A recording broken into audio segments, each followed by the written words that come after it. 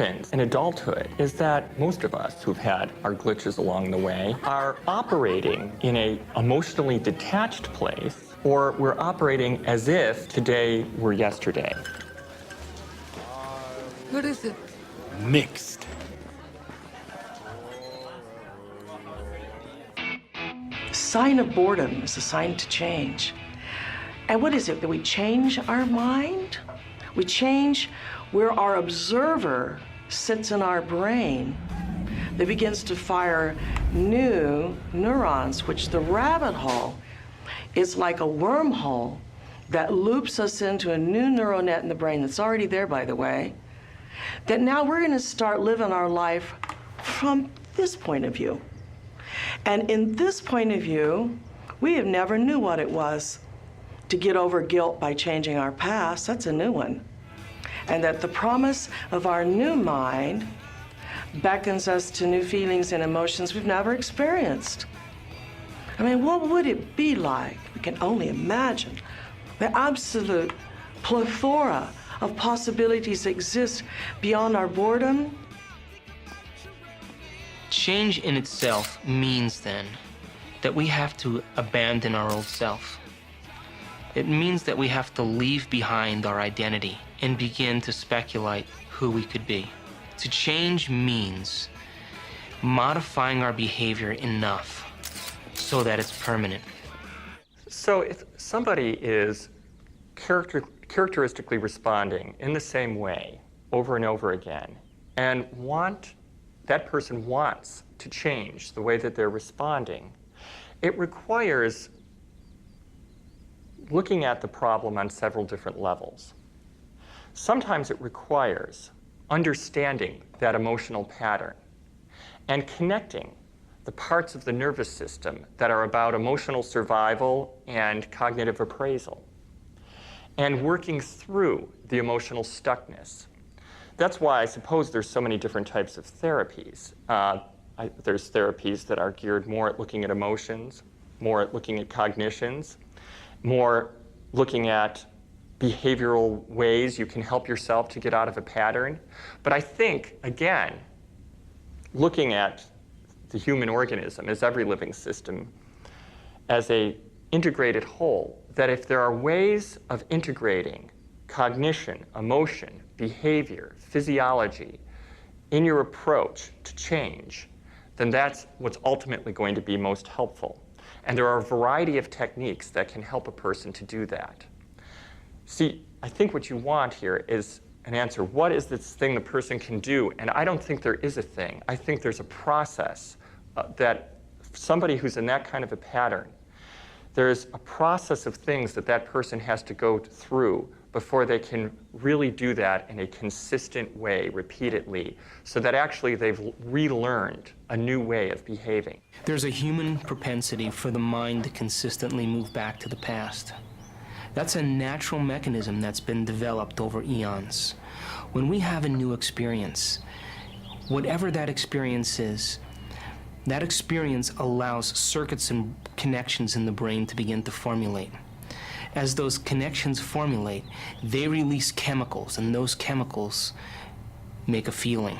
So emotions and feelings are the end product of every experience. And feelings and emotions help us to remember experiences better.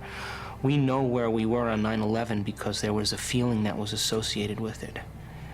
Now, what typically happens for most people when they have a novel or a new experience, they repeat that experience over in their mind again. It's a natural propensity. And the reason we do that is because if we can fire those circuits over and over again, by the act of repetition, we can remember them.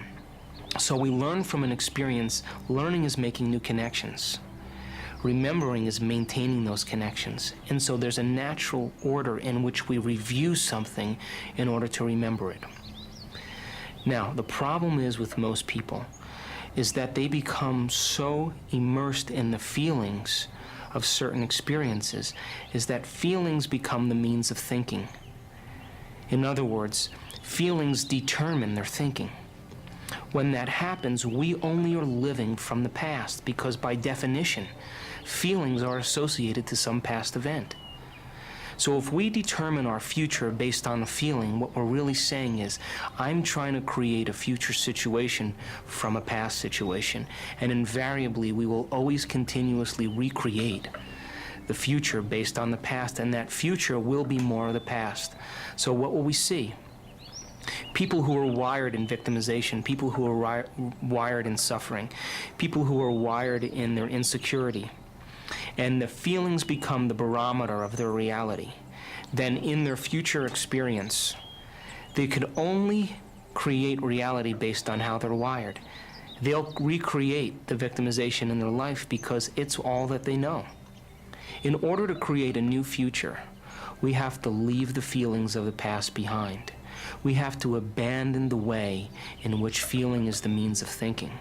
And when we're able to do that, we're breaking the association and the neurological networks that are attached to that thinking and feeling mechanism, so that we're focusing on an abstraction, an idea, a concept, a dream that we haven't yet experienced because it has no emotion, but it's something that we would like to experience.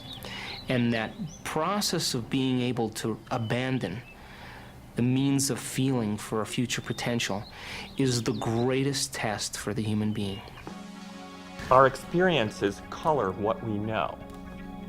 So there is no completely objective appraisal of anything, because our appraisal of everything has to do with our previous experiences and our emotions. Everything has an emotional weighting to it. We've gone from emotions being these spiritual, immaterial things to things, they're not even things, to actual molecules with molecular weights and peptides with sequences and structures. Science knows now that the hypothalamus makes neuropeptides, and those neuropeptides are strong chemicals. It was in the early 70s that Saul Snyder and myself first identified opiate receptors in the brain and developed a method for measuring them. And then, people said, hey, what are they doing there? Why would we have receptors? Why would God put receptors in our brain? What would be the point of all this? And then people started to say, well, there must be an endogenous ligand. And ligand's an interesting word. It comes from the same root word as religion, ligare, that which binds. And people started to look, and before long they found a peptide, which is called endorphin or enkephalin. And there's a lot of science around it and a lot of interesting information upon what systems in your body it regulates. So that's where it came from. And then following that, the Valium receptor was big.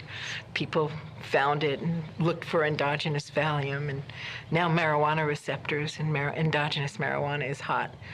There's enough data now to suggest that no psychoactive drug works unless it's binding to a receptor that's normally meant for an internal juice.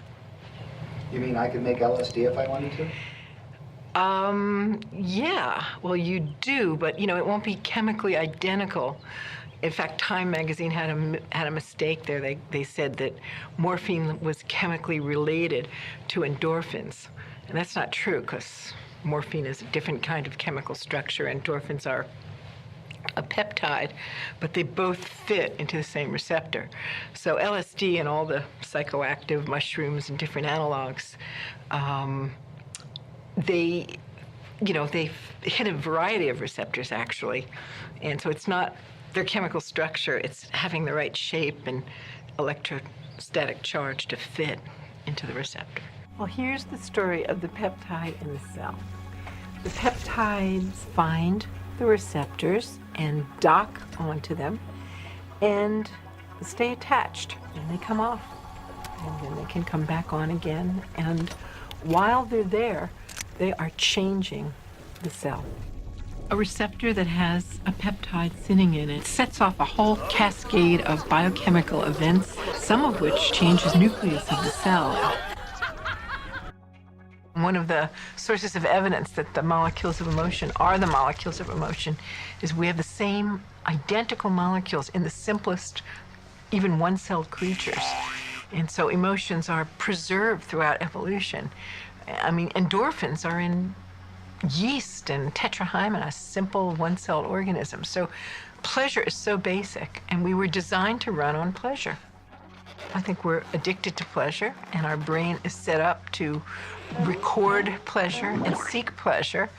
And that's the final end point, is to find pleasure and avoid pain. And that's what drives human evolution. I'm hungry. The cells are yelling up to the brain saying, "Hungry! We haven't gotten our fix today." And it's going to start sending impressions to the brain, and the brain is going to start to formulate imagery. It's going to sound like voices in our head.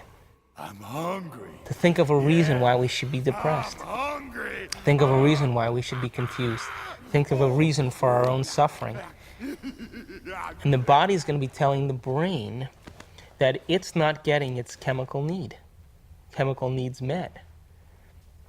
And so the brain will then activate and start going to our past situations and flashing pictures to our frontal lobe. Oh yeah! We've commandeered an entire serving planet!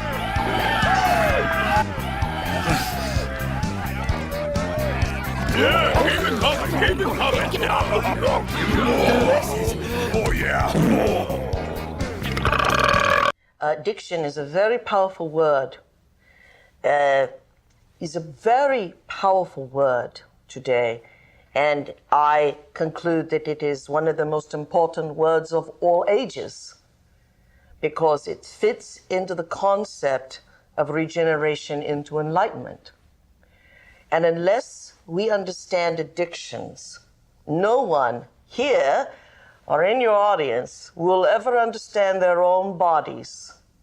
So you tell me what your modern word means. Addiction. Well, my definition of an addiction is something really simple. Something that you can't stop. We bring to ourselves situations that will fulfill the biochemical craving of the cells of our body by creating situations that meet our chemical needs. It always happens to me. Why? So my definition really means that if you can't control your emotional state, you must be addicted to it. Oh, this ruins everything. The people that we really love are people who are willing to share our emotional needs, our feelings, whatever they are. Whether they're sexual, whether they are victimized, poor me, poor you, whether they are power, you need somebody to control you so you feel like you're in control. When I talk about being addicted to emotions and being addicted to chemistry, most people don't even know that they don't even know that they're addicted to their emotions, because that's just the normal way of being. But that describes humanity. Don't dip your half-eaten shrimp back into the cocktail sauce. Everyone is addicted. I don't care who they are. And they're addicted because they've never had anything better to replace what they are addicted to and have a reason to wake up every morning to live for. The man who is addicted to power gets up every moment and he drives things that show his power. Don't dip your half-eaten. He has to have a lot of people to feed off of, to suppress, to order around, in order to feel worthy. Because he does not feel worthy. He needs the emotions to feel worthy. Screw you and your health coach. I am the bride's sister. I'll stick my ass in the cocktail sauce if I damn well please. I want you to get out there and serve, make sure everybody has a full